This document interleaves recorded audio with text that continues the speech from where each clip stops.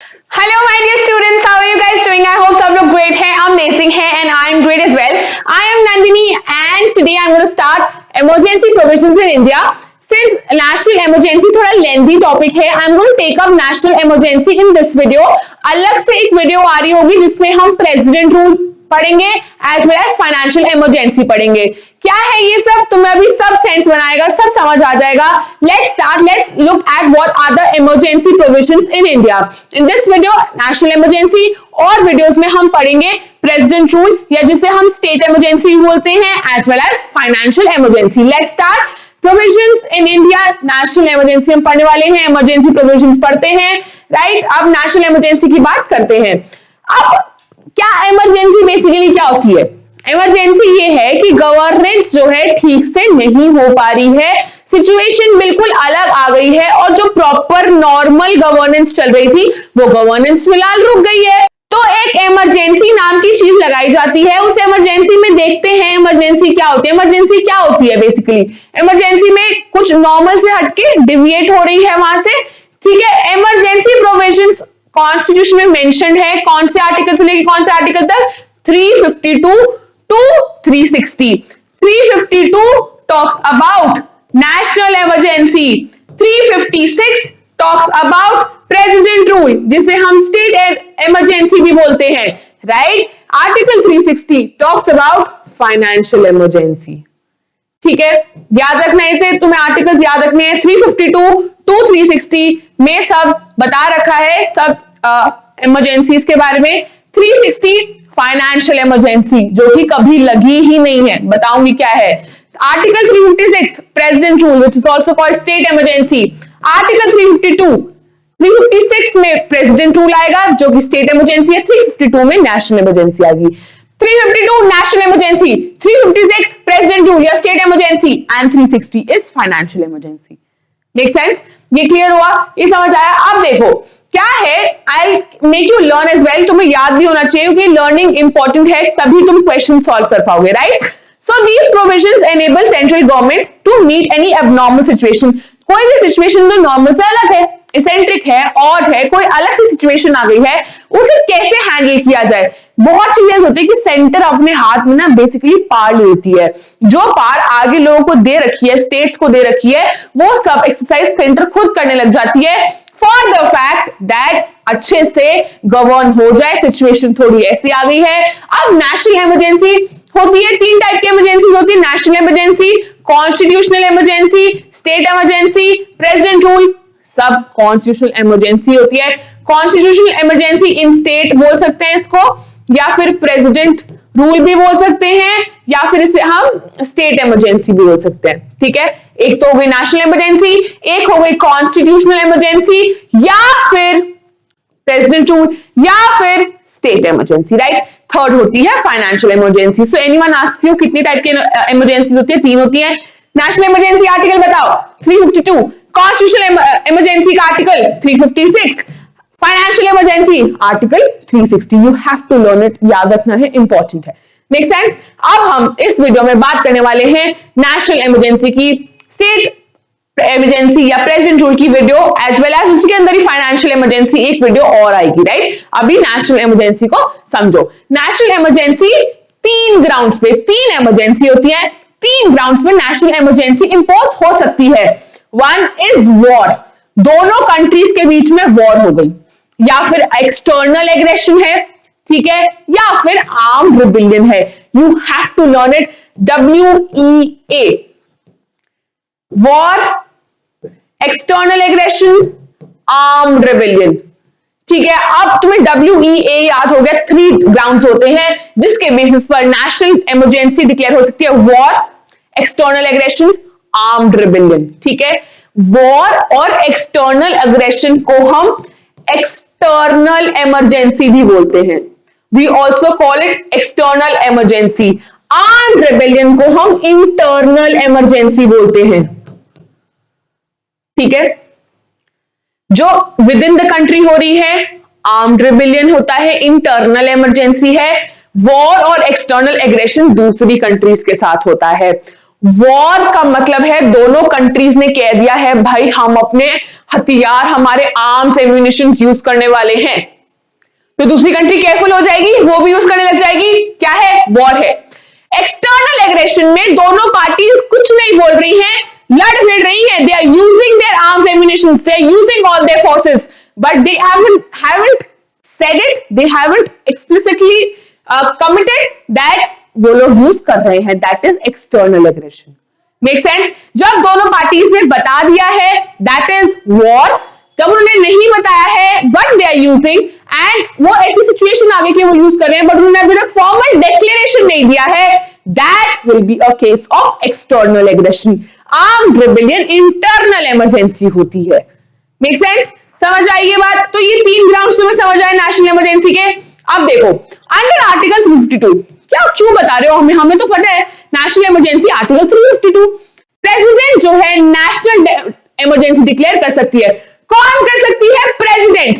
कभी भी क्वेश्चन आए तो तुम्हें पता होना चाहिए, कभी भी नेशनल इमरजेंसी इंपोज हुई है प्रेसिडेंट करता है, प्राइम मिनिस्टर नहीं करता है। एक क्वेश्चन आ रखा था 1975 में, इमरजेंसी वॉज इम्पोज बाय, एक ऑप्शन दे रखा था इंदिरा गांधी, एक दे रखा था फखरुद्दीन अली अहमद, ठीक है। अब 1975 ये जो हम लोग पढ़ेंगे हुआ था, नेशनल इमरजेंसी लगी थी 1975 में, the emergency was imposed by, option में दे रखा था इंदिरा गांधी एंड ऑप्शन में दे रखा था फखरुद्दीन अली अहमद, ठीक है। अब बच्चों ने कंफ्यूज होकर क्या कर दिया, इंदिरा गांधी मार्क कर दिया भाई, इंदिरा, क्योंकि वो इतना पढ़ चुके हैं इंदिरा गांधी के बारे में, इंदिरा गांधी ने ये किया, इंदिरा गांधी ने वो किया, तो क्या हुआ, प्राइम मिनिस्टर ने ही हमारी इमरजेंसी लगा दी। बट ये गलत आंसर है और ये DULLB में आ रखा था क्वेश्चन और बच्चे इसमें फंस गए थे। Correct answer gonna be Fakhruddin Ali Ahmed, जो कि उस टाइम पे प्रेसिडेंट थे, 1974 टू 77 वो प्रेसिडेंट रहे हैं। प्रेसिडेंट इंपोज करता है नेशनल इमरजेंसी, प्राइम मिनिस्टर नहीं करती है, राइट। तो ये क्वेश्चन में तुम लोग भी ट्रैप हो सकते हो, किसने इमरजेंसी इंपोज करी थी 1975 में, प्रेसिडेंट करता है। उस टाइम पे प्रेसिडेंट कौन था, फखरुद्दीन अली अहमद जी प्रेसिडेंट थे। And you gonna mark that answer, you are not gonna be one of those fools, and तुम इंदिरा गांधी मार्क नहीं कर जाओगे, राइट। एक अच्छा सा एग्जाम्पल दे दिया, ये ट्रैप में बच्चे फंस जाते हैं।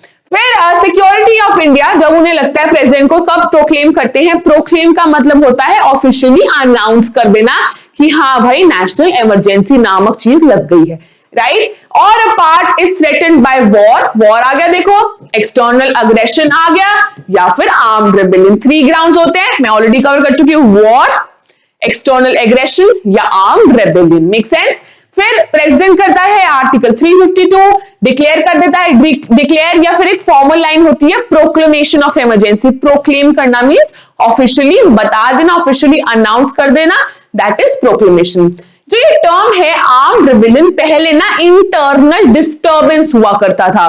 पहले क्या था, internal disturbance, I can write it down for you, internal disturbance होता था, ठीक है, यहां कहीं लिखा होगा वैसे, हाँ देखो इंटरनल डिस्टर्बेंस होता था। बट 44th अमेंडमेंट, पहले तो मेरे साथ 42nd अमेंडमेंट का ईयर याद करो, 42nd amendment year is 1976, 44th amendment year 1978, 2 साल का गैप है, ऐसे याद रखना। 42nd और 44 में 2 साल का, 2 का गैप है प्लस 2, सिमिलरली 76 प्लस 78 में 2 का गैप है, ऐसे याद करो। But 42nd amendment 1976, 44th amendment 1978 is important. Term arm rebellion insert किया गया था 44th अमेंडमेंट के, उसमें मैं अलग से वीडियो लाऊंगी 42nd 44th अमेंडमेंट, जहां मैं डिस्कस करूंगी। सुपर इंपॉर्टेंट है, सुपर सुपर सुपर इंपॉर्टेंट है, इतना ज्यादा इंपॉर्टेंट है, मैं कैसे बताऊं। 42nd अमेंडमेंट और 44th अमेंडमेंट के ऊपर क्वेश्चन बहुत लाइकली रहता है, राइट। सो टर्म जो है आर्म्ड रिबेलियन इंस्टीट्यूट किया गया by the way of 44th amendment 1978। पहले क्या था, इंटरनल डिस्टर्बेंस था, अब क्या है, आर्म्ड रिबेलियन है। समझ आई ये बात? अब हमें ग्राउंड्स क्लियर हो गए। चलो अब क्या हुआ, 38th अमेंडमेंट की बात करते हैं। 38th अमेंडमेंट एक्ट जो कि 1975 का है, राइट, इसको भी याद करो। 42nd amendment 1976, 44th amendment 1978, 38th की बात कर रहे हैं, 44th 1978 का था, 38th अमेंडमेंट 1975 का, राइट। ऐसे याद रखो। Make the declaration of national emergency immune to judicial review. अब 38 अमेंडमेंट का कहता है जब इमरजेंसी लग जाएगी, जो ये नेशनल इमरजेंसी लग गई है, that will not B review. Judicial review का मतलब पता है क्या होता है? जुडिशियल रिव्यू मींस कोर्ट्स जो है लेजिस्लेचर या एग्जीक्यूटिव की पावर को रिव्यू कर सकते हैं, और अगर उन्हें वो गलत लगता है, अगेंस्ट द कॉन्स्टिट्यूशन लगता है, उसे स्ट्रक डाउन कर सकते हैं। बट ये इम्यून है, मतलब नेशनल इमरजेंसी रिव्यू नहीं कर सकता है कोर्ट। जो हमने लगा दी, वी आर गॉड। ठीक है, immune to judicial review clear हुआ। कोर्ट्स नहीं देखेंगी हम क्या कर रहे हैं, हमें जो सही लगेगा हम करेंगे। नेशनल इमरजेंसी इम्यून है, इम्यूनिटी होती है ना, इम्यूनिटी मींस किसी चीज से बचाव, तो कोर्ट्स वो नहीं करेंगी। इम्यून टू जुडिशियल रिव्यू है नेशनल इमरजेंसी। 38 अमेंडमेंट 1975 का ये बोला, बट इस प्रोविजन को डिलीट कर दिया गया 44th अमेंडमेंट में। 44th अमेंडमेंट 1978 में एक तो ये हुआ कि इंटरनल डिस्टर्बेंस से आर्म्ड रिबेलियन चेंज हुआ। 44th अमेंडमेंट से ये भी हुआ कि 38th कॉन्स्टिट्यूशनल अमेंडमेंट एक्ट 1975 का स्ट्रक डाउन हो गया, that said that national emergency is immune to judicial review, struck down। समझ आया? फिर एक तो ये बात हो गई, फिर एक और बात है Minerva mills case 1980। I discussed Minerva mills case जब मैं केशव नंदा भारती केस डिस्कस करी थी, तब मैंने तुम लोग को एक बात बताई थी कि बेसिक फीचर वाला केस का बेसिक फीचर वाला provision doctrine has been used a lot of times, and यही provision doctrine of basic structure हमने मिनर्वा मिल्स वाले केस में भी अप्लाई किया है। अब यहाँ पे मिनर्वा मिल्स केस क्यों ला रखे हैं? इन्होंने बोला है, सुप्रीम कोर्ट ने बोला जो नेशनल इमरजेंसी होती है, it can be challenged in the court on the ground कि ये मैलाफाइड है। हमेशा बोनाफाइड मतलब in good faith, bona fide means good faith. Mala जब भी आ जाए ना, मैलाफाइड मतलब होता है बैड इंटेंशंस, गलत इंटेंशंस। अगर नेशनल इमरजेंसी सिर्फ हवा में लगा रखी है, it's not right, it is with a bad intention, उसे तुम रोक सकते हो। कोर्ट उसको कोर्ट में चैलेंज किया जा सकता है क्योंकि ये मैलाफाइड है, या फिर डिक्लेरेशन जो है वो होली एक्सट्रेनियस है। एक्सट्रेनियस मींस एक्स्ट्रा है, जो चीज नहीं होनी चाहिए वो भी तुमने इंपोज कर रखी है, that is extraneous and irrelevant facts. जिस बेसिस पर तुम नेशनल इमरजेंसी लगा रहे हो इज नॉट राइट, रेलिवेंट नहीं है facts, this national emergency makes no sense. इस बेसिस पर मिनर्वा मिल्स केस में भी बोला गया कि कोर्ट में इसको चैलेंज किया जा सकता है। 44th अमेंडमेंट ने पहले ही बोल दिया कि भाई जुडिशियल रिव्यू तो इसका होगा ही होगा।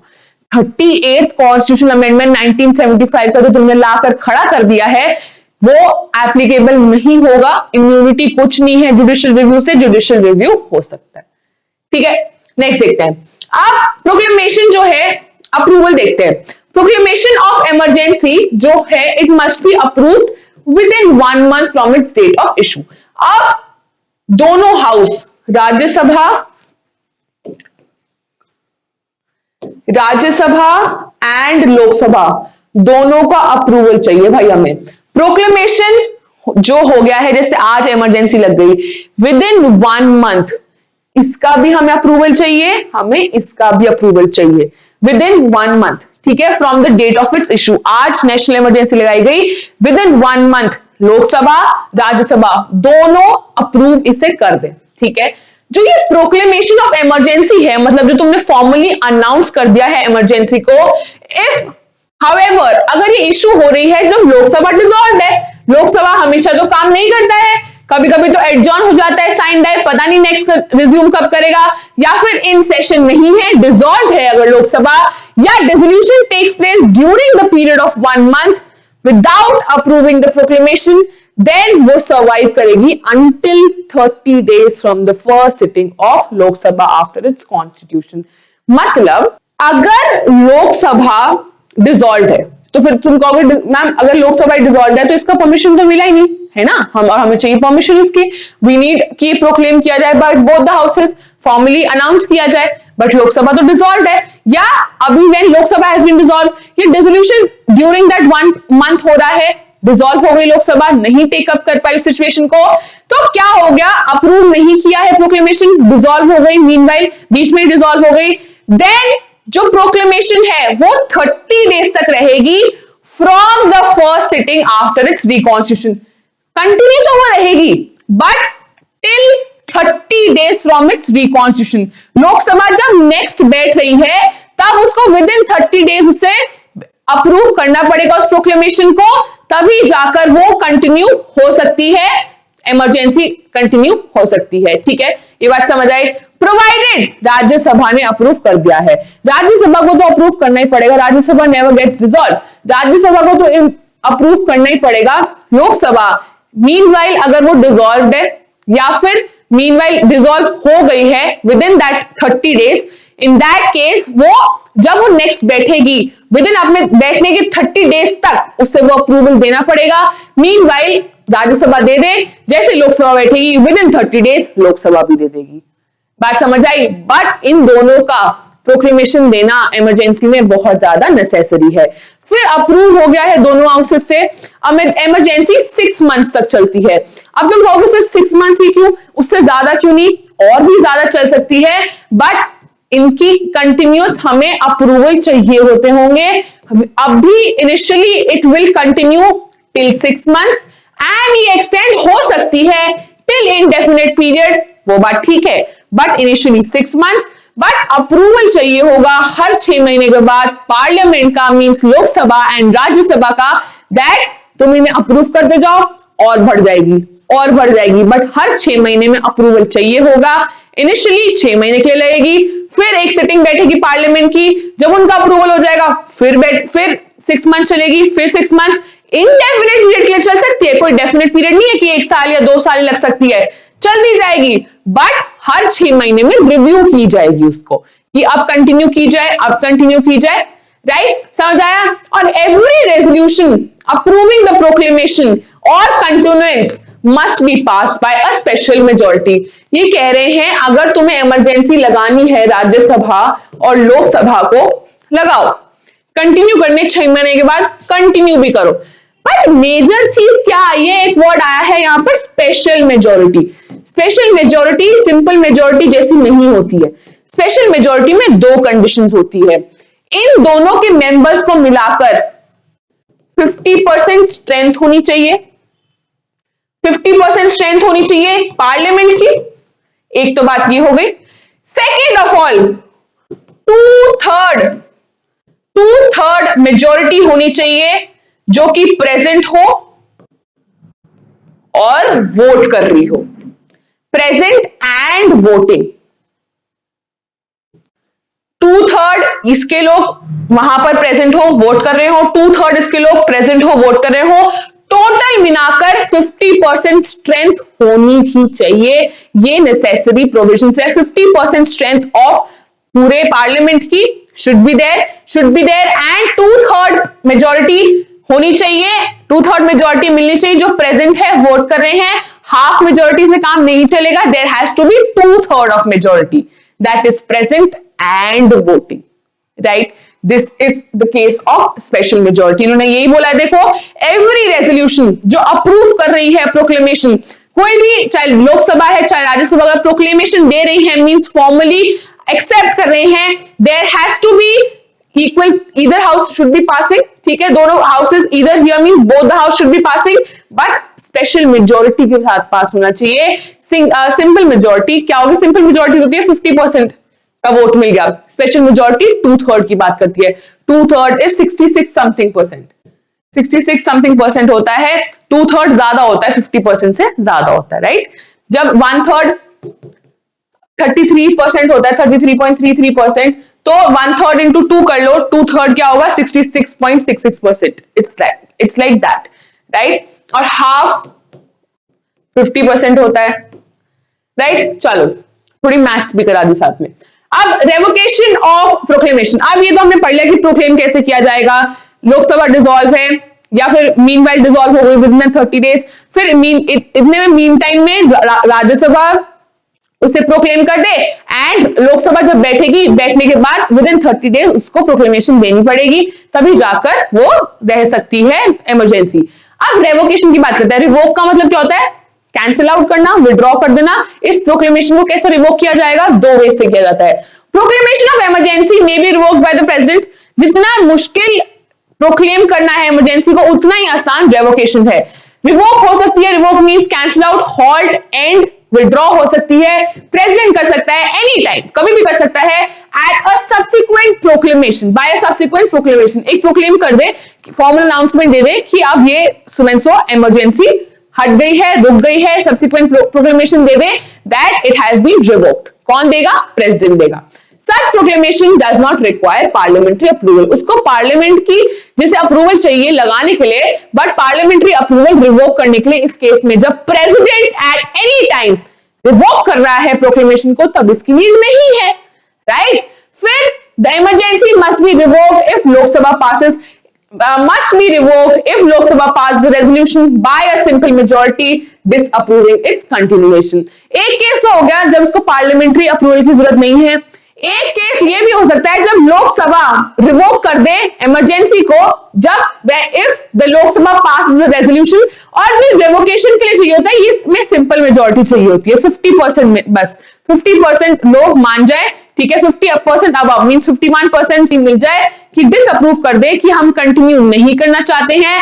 लोकसभा ये कर सकती है या ये बात प्रेसिडेंट के पास होती है, जो प्रेसिडेंट रिवोक कर सकता है, या फिर लोकसभा एक पास कर दे, लोकसभा पास the resolution that says we will discontinue the emergency and that will make sense, वो डिसकंटिन्यू हो जाएगी। बट इस डिसकंटिन्यूएशन के लिए सिंपल मेजोरिटी की जरूरत रहेगी। थोड़े से कॉम्प्लेक्स हैं इसके all the facts, but these are important, you have to know it, a law student should know it, important है ये सारा, पता है ये इवन IAS तक में आता है। you can share amongst your friends, बता सकते हो कि हम लोग best of the best material यहाँ पर कवर कर रहे हैं। अब इफेक्ट्स क्या होते हैं नेशनल इमरजेंसी? तो एक प्रोक्लेमेशन ऑफ एनर्जी जो होती है has drastic means something very serious, forceful, बहुत फोर्सफुल इफेक्ट्स हैं, वाइड रेंजिंग इफेक्ट्स हैं on the political system. These consequences can be grouped into 3 categories। अब क्या क्या consequences है वो देख लेते हैं। पहले तो एग्जीक्यूटिव के ऊपर है, लेजिस्लेटिव के ऊपर है, फाइनेंशियल के ऊपर है। इफेक्ट्स जो है सेंटर स्टेट रिलेशंस के बीच में, जो रिलेशंस होते हैं सेंटर और स्टेट के बीच में, वो चेंज हो जाते हैं। While a proclamation of emergency is in force, जब इमरजेंसी इन फोर्स आ गई है, नॉर्मल फैब्रिक जो है सेंटर स्टेट रिलेशंस का undergoes a basic change. Foundational change जो होता है, जो बहुत टाइम से चलता आ रहा है, उसमें चेंजेस आ जाते हैं। देखते हैं कैसे सेंटर स्टेट के रिलेशन चेंज होते हैं। Let's look at each one. Executive की बात करते हैं। एग्जीक्यूटिव में कौन आता है? काउंसिल ऑफ मिनिस्टर्स आते हैं। Centre becomes entitled to give executive directions to a state on any matter. भाई जब वॉर चल रही है, एक्सटर्नल एग्रेशन है, चाहे आर्म्ड रिबेलियन है, सेंटर कहेगा स्टेट ये करो, स्टेट वो करो, स्टेट को माननी पड़ेगी इन case of national emergency. Executive में ये चेंज आता है। फिर लेजिस्लेटिव में क्या आता है? हमारी पार्लियामेंट आता है, ठीक है, जो लॉज बनाते हैं legislature. Parliament becomes empowered, parliament laws बना सकता है, जो स्टेट लिस्ट में भी मेंशन्ड है under schedule 7 of Indian constitution. 3 list होती है, union list, state list, concurrent list. Union list में सिर्फ सेंटर लॉज बना सकता है, स्टेट लिस्ट में सिर्फ स्टेट बना सकती है, कॉन्करेंट लिस्ट में both state as well as centre laws बना सकते हैं। Education is the matter of concurrent list, health is the matter of state, ठीक है। तो in case of national emergency parliament जो है स्टेट लिस्ट की टॉपिक्स कैटेगरीज पर भी लॉज बना सकता है। प्रेसिडेंट इशू कर सकता है ऑर्डिनेंस सब्जेक्ट ऑफ स्टेट्स पर भी, स्टेट के इशू पर भी प्रेसिडेंट एक ऑर्डिनेंस निकाल सकता है, जो कि पास सिर्फ गवर्नर के पास होती है, अब प्रेसिडेंट के पास भी हो सकती है। अगर पार्लियामेंट सेशन में नहीं है तो आपको पता है प्रेसिडेंट की ordinance making power under article 123 होती है, राइट, और गवर्नर की under article 213 ordinance making power when the parliament और the state assembly is not in session, right. So laws जो बनाए जाते हैं इनऑपरेटिव रहते हैं 6 months after the emergency has cease to be in operation.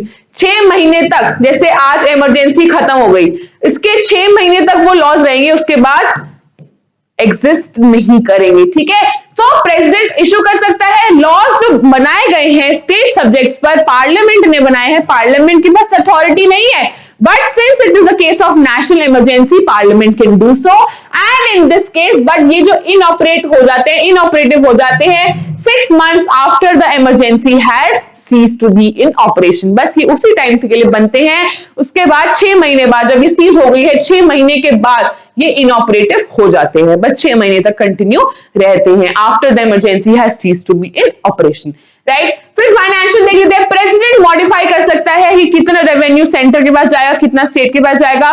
क्या होता है, डिस्ट्रीब्यूशन होता है 70:30 है। फॉर इंस्टेंस कि 70% स्टेट को मिलेगा, 30 उसको मिलेगा, 70 सेंटर को मिलेगा, 30 स्टेट्स को मिलेगा।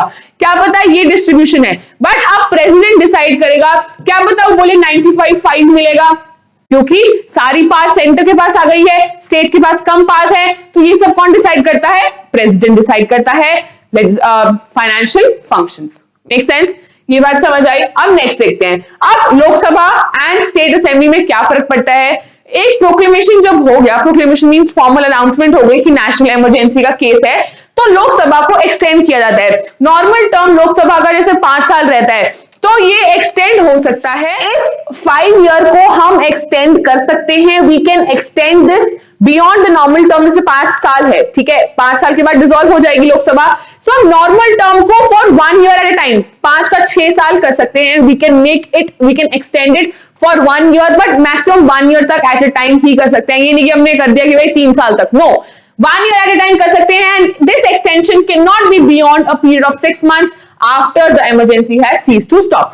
6 महीने हो गए हैं भाई, इमरजेंसी स्टॉप हुए हुए 6 महीने हो गए, उससे ज्यादा तुम लोकसभा के टर्म को कंटिन्यू नहीं कर सकते हो। ये प्रोविजन होता है लाइफ ऑफ लोकसभा के ऊपर। लोकसभा नॉर्मली 5 साल की होती है, you can extend it 1 year तक at a time, and emergency stop होने के 6 महीने बाद तक के बाद तुम एक्सटेंड नहीं कर सकते हो लोकसभा का टर्म। सिमिलरली से जैसे हमने लोकसभा का पढ़ा, ऐसे ही स्टेट असेंबली का भी होता है। पार्लियामेंट एक्सटेंड कर सकती है normal tenure state legislative assembly का by 1 year each time, 1 year कर सकती है, 1 ईयर कर सकती है। बट अगर इमरजेंसी पर रोक लग गई है, जैसे आज खत्म हो रही है इमरजेंसी, उसके 6 महीने के बाद भी तुम एक्सटेंड करना चाह रहे हो, you can not do this. Till 6 months हो सकता है, बस उससे ज्यादा नहीं हो सकता। सीज हो जाता है, cease means stop, it cease to operate means stops, halt लग जाता है। देन नेक्स्ट देखते हैं, इस एक्ट क्या होता है, फंडामेंटल राइट्स को बहुत इंपॉर्टेंट है, आर्टिकल 358, आर्टिकल 359, ठीक है। 358 एंड 359 बताते हैं कि फंडामेंटल राइट्स का क्या होगा। नेशनल इमरजेंसी तो लग गई, अब फंडामेंटल राइट्स का क्या होगा। अब सस्पेंशन जो फंडामेंटल राइट्स, अब आर्टिकल 19 तुम्हें पता है क्या है, article 19 talks about freedom, freedom of speech and expression, freedom to trade, freedom to profession, ये सब चीजें आती हैं आर्टिकल 19 में। Freedom of movement, freedom of residing, all of this is covered under article 19, ठीक है। अब आर्टिकल 19 समझ आ गया। अब आर्टिकल 358 क्या कहता है, जब नेशनल इमरजेंसी लग गई ना, तो ये जो 6 फंडामेंटल राइट्स है अंडर आर्टिकल 19 अंडर आर्टिकल 19 के अंदर 6 राइट्स आते हैं। अब आर्टिकल 19 में क्या क्या आता है, if you want to hear from me, you can hear it from me. Article 19 1A, freedom of speech and expression. B, freedom to assemble peacefully, freedom to form associations or unions or cooperative societies, freedom to move in any part, freedom to reside and settle in any part of territory of India। F cancel out हो रखा है, right to property की बात करता था, it's not a fundamental right now, ये एक constitutional right है अंडर आर्टिकल 300A, ठीक है। 5 ये हो गए, 6 कैंसिल हो गया, 6 अब G है। G मींस 19(1) G talks about you have right to profession, trade, occupation, तुम्हें कोई रोक टोक नहीं लगा सकते। तो ये आर्टिकल 19 के 6 फ्रीडम है, ठीक है। अंडर आर्टिकल 358 ये जो फंडामेंटल राइट है आर्टिकल 19 का, इसमें जो 6 राइट्स है ये ऑटोमेटिकली सस्पेंड हो जाएंगे जब नेशनल इमरजेंसी इन प्लेस है, but there has to be external emergency and not internal emergency. ये सस्पेंड होंगे on grounds of war, on grounds of external aggression and not on the basis of armed rebellion which is internal emergency. Make sense? Article 358 समझ आया? तो automatically suspend हो जाते हैं। Article 19 automatically revive हो जाता है जब इमरजेंसी खत्म हो गई तो आर्टिकल 19 रिस्टोर हो गया, रिवाइव मतलब वापस आ जाना, रिस्टोर हो गया। 44th अमेंडमेंट एक्ट कहता है आर्टिकल 19 सस्पेंड होगा वॉर या एक्सटर्नल एग्रेशन से, आर्म्ड रेबेलियन से ये कैंसिल आउट नहीं होगा। It will not B revoked, this fundamental right will be revoked on the basis of war and external aggression, जिनको हम एक्सटर्नल इमरजेंसी बोलते हैं। समझ आया? अब देखो suspension of other fundamental rights. 358 समझ आ गया? 358 में आर्टिकल 19 की बात होती है। आर्टिकल 19 सस्पेंड हो जाता है जब नेशनल इमरजेंसी इन प्लेस हो, but on the basis of external emergency, internal emergency के बेसिस पर नहीं होता। एक बात तो हमें ये समझ आ गई। आर्टिकल 19 की न्यू फ्रीडम्स की बात करता है, मैंने तुम्हें वो भी बता दिए। आर्टिकल 19 तुम लोग को लर्न करना है, इसे याद रखना। और आर्टिकल 19 वापस रिवाइव हो जाता है, रिस्टोर हो जाता है जब नेशनल इमरजेंसी रुक जाती है। ठीक है, अब कुछ और फंडामेंटल राइट्स भी तो है। आर्टिकल 14 से लेकर आर्टिकल 12 से लेकर 35 तक फंडामेंटल राइट्स है। तो जो ये सारे फंडामेंटल राइट्स है उनके बारे में क्या, 19 की बात तो हमने कर ली, बाकी फंडामेंटल राइट्स का क्या? अब ये प्रेसिडेंट डिसाइड करता है अंडर आर्टिकल 359। इंपॉर्टेंट, 358 359 दोनों बहुत इंपॉर्टेंट है। अंडर आर्टिकल 359 प्रेसिडेंट के पास अथॉरिटी है, ही इज ऑथराइज्ड कि वो सस्पेंड कर सकता है, बट वो एक ऑर्डर निकालेगा कि the right to move court for the enforcement of fundamental rights during a national emergency, कि तुम्हारा ये राइट नहीं है during a national emergency. President बोलता है बाय एन ऑर्डर। जो सस्पेंशन होता है एनफोर्समेंट का, ये सिर्फ उन फंडामेंटल राइट्स से रिलेटेड है जो उस प्रेसिडेंशियल ऑर्डर में लिखे हैं। ठीक है, उन्हीं राइट्स का, फंडामेंटल राइट्स का सस्पेंशन होता है जो प्रेसिडेंट उस चीज को बता रहा है। सस्पेंशन ड्यूरिंग द ऑपरेशन हो सकता है या कम टाइम के लिए भी हो सकता है। जो भी प्रेसिडेंशियल ऑर्डर में लिखा हो हमें वो फॉलो करना पड़ता है। Order should be laid down before each house of the parliament, और इस सस्पेंशन को लोकसभा, राज्यसभा का अप्रूवल चाहिए होता है। ईच हाउस ऑफ पार्लियामेंट का अप्रूवल चाहिए होता है। 44th अमेंडमेंट एक्ट ने क्या बोला है, उसने मैंडेटरी कर दिया है कि प्रेसिडेंट 20 आर्टिकल 21 आर्टिकल को सस्पेंड नहीं कर सकता है। He can not suspend court की एनफोर्स करे आर्टिकल 20 एंड 21, क्योंकि मिसयूज किया गया है इसका एक टाइम पर। इसलिए article 20 and article 21 all of us know right to life and personal liberty की बात करता है। You have right to life and personal liberty during national emergency as well. And article 20 बात करता है तीन चीजों की, that talks about ex post facto laws, मतलब पहले जो लॉज बने हैं वो फिलहाल के लिए एप्लीकेबल, एज इन आज कोई लॉ बना है और मैंने क्राइम तो पहले किया था तो वो पहले के टाइम में एप्लीकेबल नहीं होगा। मतलब आज जो लॉ बना है वो पिछले वाले केसेस में एप्लीकेबल नहीं होगा, आज से आने वाले केसेस में एप्लीकेबल होगा। ठीक है, फिर सेकंड होता है डबल जेपार्डी। 21 में बात हो रही है एक्सपोस्ट फैक्टो लॉस, मतलब आज जो लॉ बना है वो आने वाले केसेस में एप्लीकेबल होगा, आज से एप्लीकेबल होगा, पिछले वाले केसेस में एप्लीकेबल नहीं होगा। सेकंड होता है 22, होता है 20 article 20 clause 2 that talks about double jeopardy, मतलब no one can be prosecuted and punished for the same offence. Twice तुम किसी को पनिशमेंट नहीं दे सकते हो। एज इन किसी ने मर्डर किया, भी वो मर्डर की सजा काट कर आया है, फिर कोई और इंसान उसके ऊपर दोबारा उसी का केस लगा रहा है, चार्ज लगा रहा है, तो ऐसे नहीं हो सकता है। एक इंसान के ऊपर 2-3 प्रोसीडिंग्स नहीं चल सकती है, सिर्फ एक ही चल सकती है। 23 talks about self incrimination. No one can force you to be a witness against yourself. तुम खुद से एडमिट नहीं करा सकते हो, कोई तुम्हें फोर्स करे वो चीज कोर्ट में नहीं मानी जाती है, सेल्फ इंक्रिमिनेशन के अगेंस्ट है। No one can be a witness against himself, right? ये सब आर्टिकल 20 कहता है, आर्टिकल 21 कहता है right to life and personal liberty. तो ये दोनों सस्पेंड नहीं हो सकते हैं। बाकी एक प्रेसिडेंशियल ऑर्डर आता है जो बताता है कौन कौन से राइट्स सस्पेंडेड हैं। सस्पेंशन ऑफ एनफोर्समेंट उन्हीं फंडामेंटल राइट्स का होता है जो प्रेसिडेंशियल ऑर्डर में स्पेसिफाई होते हैं। इसका अप्रूवल दोनों हाउस ऑफ पार्लियामेंट से चाहिए होता है। एंड 358 और आर्टिकल 359 यही है।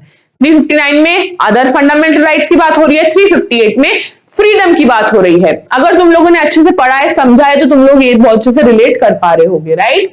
Then declaration made so far. अब डिक्लेरेशन में क्या क्या हुआ है? दिस टाइप ऑफ इमरजेंसी 3 बार लग चुकी है। अब नेशनल इमरजेंसी का कितनी बार लगी है मैम, ये तो बताओ। कौन कौन से इंसिडेंसेस हुए हैं? 3 बार लगी है, राइट? अब देखो व्हाट हैपेंड, क्या सेंसरशिप लगी, क्या हुआ था, प्रेस रिलीज में क्या आया था, इंदिरा गांधी के साथ क्या हुआ था, कितने लोगों को जेल हो गई, 200 लोग को जेल हो गई, लोग अपने घर से बाहर नहीं निकल पा रहे थे, ये सब तो नेशनल इमरजेंसी में हुआ ही है। बट ये सब जानने से ज्यादा जरूरी है कौन कौन से इंस्टेंसेस थे, क्या इंस्टेंस थे, कौन से ईयर्स हैं, हमें बस ये जरूरी है कितने टाइम के लिए लोकसभा का टर्म एक्सटेंड हो सकता है, ये सब चीजें हमारी जरूरी है। Not going into the facts कि इंदिरा गांधी ने फिर क्या किया, वो क्या किया, I will not be covering that. I'll tell you the instances. I have already explained national emergency में क्या क्या होता है. That is very much relevant for your exam. Make sense?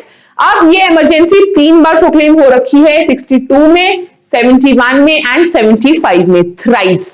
अब देखते हैं, फर्स्ट प्रोक्लेमेशन जो हुई थी वो अक्टूबर 1962 में इशू हुई थी, जिसको हम चाइनीज अग्रेशन बोलते हैं। इसको एक्सटर्नल एग्रेशन के बेसिस पर चाइनीज एग्रेशन 1962 अक्टूबर में लगाई थी national emergency in the NEFA, and ये 1968 तक रही। NEFA is North East Frontier Agency और अरुणाचल प्रदेश का नाम पहले नेफा था, ठीक है। तो ये एग्रेशन, चाइनीज एग्रेशन नेफा में हुआ था। अरुणाचल प्रदेश लार्जेस्ट है in all these north east states में से लार्जेस्ट है, तो इसे नेफा बोला जाता था, नॉर्थ ईस्ट फ्रंटियर एजेंसी। अब इसका नाम अरुणाचल प्रदेश हम जानते हैं। एंड ये 1968 तक रही, 1962 टू 1968 चाइनीज अग्रेशन था। नेफा, नेफा मींस अरुणाचल प्रदेश में फर्स्ट इमरजेंसी यहां लगी। अब सेकेंड प्रोक्लेमेशन कहां हुआ था, दिसंबर 1971, जब अटैक हुआ था बाय पाकिस्तान, पाकिस्तान इंडिया की वॉर हुई थी 1971 वॉर, तब सेकेंड इमरजेंसी लगाई गई थी, right. Then even when the emergency was in operation, अभी 1971 वाली इमरजेंसी लगी हुई थी। पहली तो हमने देखी 62 टू 68, सेकेंड हम देख रहे हैं 71, अभी थी ही, फिर 75 में दोबारा लग गई, तुम समझ रहे हो। तो even when emergency was in operation the third proclamation was made again, 1975 में एक और लग गई। मैं तुम्हें ये एग्जांपल दे दी ना, इंदिरा गांधी जी ने भी लगाई थी। Indira Gandhi ji was the talk of the town that time, क्योंकि उन्हीं के अराउंड रिवॉल्व करा था, उनका जो इलेक्शन था बेसिकली उसको नील डाउन करने की बात हो रही थी, that she will not be allowed to be elected for another 6 years, वो कंटेस्ट भी नहीं कर पाएंगी। तो इस वजह से सारी धूम मची हुई थी, जो कि उन्होंने फिर अपने सुप्रीम कोर्ट में अप्रोच किया, उनको कुछ टाइम के लिए स्टे मिला था, बहुत धमाका हुआ था। तो सेकेंड और थर्ड प्रोक्लेमेशन दोनों 77 में एंड हुई, बीच में 75 में भी लगा दी, तो 3 लगी थी, 62 टू 68, फिर 71 में लगी, 71 में लगी हुई थी, 75 में दोबारा लगा दी, 77 तक रही। एंड कौन थे 74 से लेकर 77 तक प्रेसिडेंट, फखरुद्दीन अली अहमद जी थे। तो any time they ask you कि किसने इंपोज करी थी, बता देना, Fakhruddin Ali Ahmed is the right answer. Prime minister उस टाइम पे इंदिरा गांधी जी थी। Make sense? अब समझ आया, ये डेक्लेरेशन थी, इससे ज्यादा में डेक्लेरेशन के बारे में नहीं पढ़ना है। देयर कैन बी डिटेल, अगर मैं चाइनीज एग्रेशन की बात करूं तो there can be another video for that matter. अगर 1971 इंडिया पाकिस्तान की वॉर की बात करूं तो अलग वीडियो बन जाएगी, but we are focusing on what is national emergency, कैसे लगती है, क्या प्रोविजंस हैं, क्या हमें लर्न करना है, क्या क्या चीजें रेलेवेंट थी। I have discussed the important things for you, with you, and any doubts, do let me know in the comment box. I'm ending this session here where I have covered national emergency. I'm going to roll out a video for state emergency and financial emergency. तुम लोगों को वो explain कर रही होंगी, तुम लोगों को वो मिल जाएगी। It's going to be such an important video. ये दोनों पार्ट्स देख लेना। I'm ending this session here. Any doubts, do let me know in the comment box. Your feedback, your suggestions are more than welcome. What more do you expect from me? Do tell me, and thank you so much. We can get connected through Instagram. You can DM me your queries. Nandini Chhabra AA है, देख लेना, HH भी है, तो spellings देखकर ही DM कर देना। Then winninglegaledu@gmail.com is my email ID. You can write it to me. Any of your queries. Telegram channel का लिंक तुम्हें डिस्क्रिप्शन बॉक्स में वैसे मिल जाएगा, अदरवाइज मेरा टेलीग्राम चैनल का लिंक ये है, and we can get connected. I will share the PDF, share the right material with you on my Telegram channel. Thank you so much for being a part of this video, for watching this video, and I will see you super soon. Till then, take care and keep watching. Bye bye.